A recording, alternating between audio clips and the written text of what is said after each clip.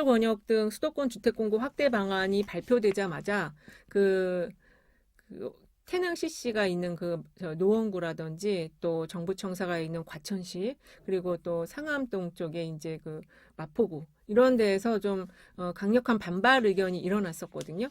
근데 사실 이게 좀 이런 거 낼 때 이제 왜 협의를 안 하고 이렇게 갑자기 지금 과천 신도시 같은 경우에는 3기 신도시로 되어 있기 때문에 여기도 주택이 많이 공급이 되는데 또 여기 유휴지에 4천 가구가 들어가고 한다니까 이런 거는 좀 협의를 했으면 얼마나 좋았을까 뭐 그런 취지의 그 반발이 좀 항의들이 지금 일어나고 있는데요.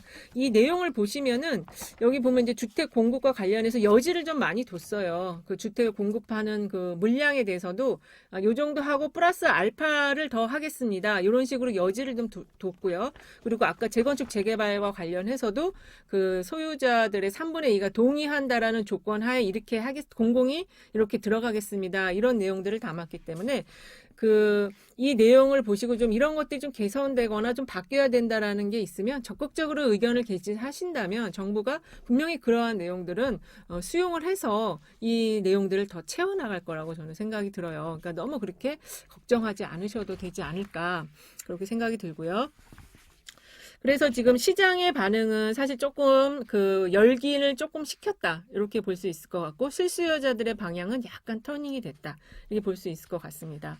그리고 실제로 그 부동산 유튜버라든지 또는 경제 유튜버들 이렇게 내용들을 좀 살펴보면요. 이번 정책에 대해서, 어쨌든 좀 기대치에 부합한다라는 그런 반응인 것 같고, 평가인 것 같아요. 그리고 그렇지만 이 조금 여지를 둔 부분 때문에 과연 그러면 진짜 그렇게 정부가 이 내놓은 안만큼 안대로 추진할 건지에 대해서는 약간의 의구심은 좀 갖고 있는 것 같습니다. 하지만 제가 볼 때 수요 억제책, 세제들과 관련한 정책들에 있어서는 거의 일관된 지금 메시지를 내고 있고 일관된 방향으로 가고 있기 때문에 크게 이게 기조가 흔들릴 것 같지는 않아요. 공급도 마찬가지인 것 같고요. 일단 수도권에 117만 호 정도를 공급하겠다라는 거는 좀 거의 이제 좀 강한 의지를 가지고 추진하려고 하는 것 같습니다. 그래서 부동산 유튜버라든지 경제 유튜버들의 경우는 지금 부동산이 이 공급 대책 나오는 걸 보고 나서 2025년도부터는 이게 조금 집값이 하락세로 돌아서지 않을까라는 전망을 좀 조심스럽게 하고 있는 것 같아요. 근데 사실은 저도 이제 이 부동산 정책의 전문가는 아니지만 이게 워낙 이게 지금 여론에 미치는 영향이 크다 보니까 사실 이 지금 부동산 정책이 계속 6월, 7월, 8월 나오면서 좀 불가피한, 그러니까 좀 적절하지 않은 논쟁들도 같이 좀 이어져 나왔거든요. 왜냐면 이게 정책이 좀 단기적으로 막 갑자기 쏟아져 나오다 보니까 또 굉장히 촘촘하게 나왔어요. 그 내용들이.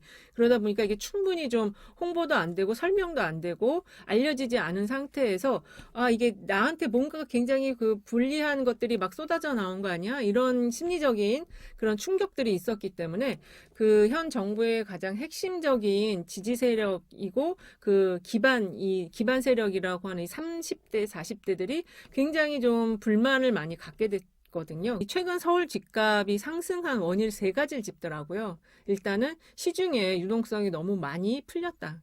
그러니까 유동성이 너무 커졌다. 그러니까 돈이 너무 많이 풀렸다. 지금 뭐 얘기로는 1,000조 얘기도 나오지만 뭐 3,000조까지 지금 얘기가 나오잖아요. 시중에 돈이 너무 많이 풀렸기 때문에 부동산으로 금리가 제로 금리 시대에는 결국에는 이 돈들이 부동산이라든지 뭔가 이 수익을 창출할 수 있는 곳을 흘러 들어갈 수밖에 없다 보니까 그게 하나의 요인이 되었다. 그다음에 두 번째는 이 갭투기를 좀 방치해 놨던 게 서울을 비롯한 수도권 인근의 집값을 막 상승시키는 요인이 되었다라는 시각이 또 있고, 그 다음에 또 하나는 임대사업자 이 외국인들이 집을 막 사들이면서 이게 이제 어떤 버블을 형성시켰다라는 그런 지적이 있더라고요. 이게 실제로 진짜 집값을 상승시킨 요인이었는지는 전문가분들이 더 해석을 해주셔야 될 것 같고 분석을 해주셔야 될 것 같은데 어쨌든 이 세 가지를 많이 짚는데 제가 보기에 여기다 하나를 더 붙인다면 사실 최근에 현 정부 들어와서 좀 개발 호재들이 많이 있었어요. 특히 이제 수도권 광역도시들을 중심으로 한 교통망 개선, 교통 인프라 확충, 뭐 GTX라든지 노선 확정 뭐 이렇게 X축으로 가는 그런 것들이 거의 이제 확정적으로 많이 지역에 알려지면서 그게 좀 개발 호재로서 작동을 했고 그리고 그것이 호가 상승을 불러일으키면서 집값을 상승시키는 요인이 되지 않았나 이렇게 저는 하나를 덧붙인다면 그것까지 좀 말씀을 드리는데, 그럼 사실 어떻게 보면 또 불가피한 요인일 수밖에 없는 것 같아요. 집값 상승을 하기엔 좀 불가피한 좀 환경적 요인이지 않았을까 그런 생각도 좀 듭니다. 그래서 지금 서울 집값 급등의 요인은 이제 세 가지, 그래서 네 가지 정도, 이제 그 정도가 좀 이야기가 되는데, 사실 여러분들이 더 잘 아실 수가 있어요. 더 이 급등 요인에 대해서 더 많이 좀 생각을 해보셔서, 이것 때문에 이렇게 된 거다. 특히 이제 공급이 더 너무 부족했다 이런 이야기도 있는데, 어느 게 직접적인 영향인지 모르겠지만, 어쨌든 이 집값을 잡는 거를 부동산 시장 안정화를 위해서 이런 대책들이 지금 계속적으로 패키지형으로 이제 다 나왔으니까. 경제가 굉장히 코로나 이후에 어렵게 갈 거다라고 많이 전망들을 했잖아요. 그런데 지금 부동산 시장은 막 활황세가 이어지고 있고, 이게 부동산 시장만 그런 게 아니고 주식 시장도 그렇다고 하거든요.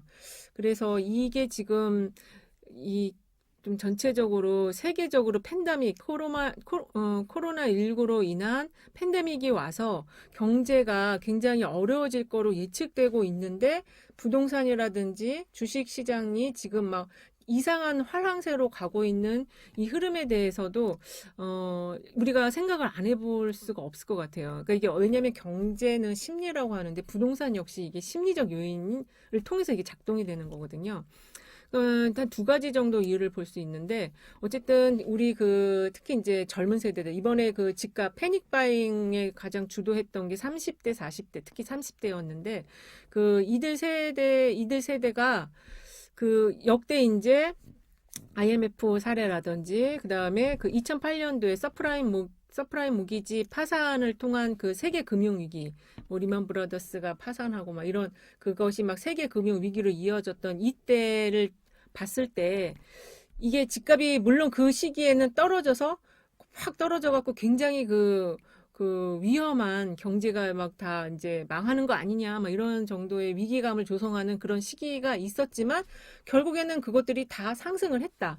이게 하나의 학습 효과가 된 것 같아요. 그래서 이게 집값이 막 올라가니까 이건 더 올라갈 것이다. 그리고 이 떨어지지 않을 것이다. 이렇게 해서 그냥 막 그 집을 막 사야 되겠다라는 조급한 마음이 형성이 된 것 같고, 그리고 주식 시장도 이게 막 최근에 그 외국인들이나 기관에서 막 팔았는데, 과거 사를 보니까 이 위기가 바로 기회야. 이러면서 이 어떤 학습된 어떤 그 동력, 뭐 어떤 그 본능적인 동력이 막 작동을 하면서 이때가 바로 살 때야, 들어가야 할 때야. 이러면서 막 그냥 그 주식 시장이 막 동학개미라고 그래서 막 그냥 받아줬잖아요. 막 매도 던지는 것들을 막 다 받아줬잖아요. 그런데 지금 좀 상황을 보니까 이 개미들이 막 또 그 증권사에다가 또 막 대출까지 받아가지고 막 투자를 했다는 거예요. 그래서 지금 이런 상황이 이게 지금 너무 과열되면은 안 되지 않을까.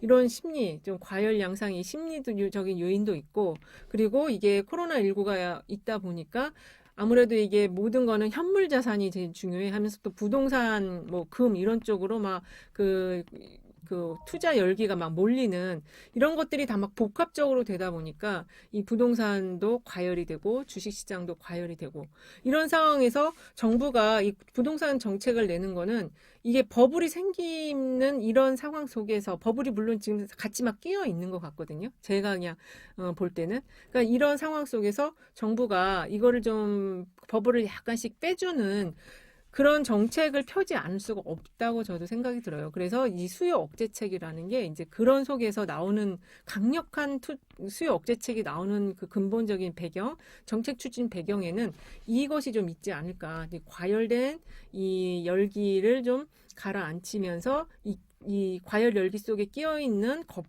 버블을 좀 빼주는 그런 효과를 지금 가져가기 위해서 이 정책 추진 배경에 강력하게 하는 배경에는 이게 좀 있는 것 같아요.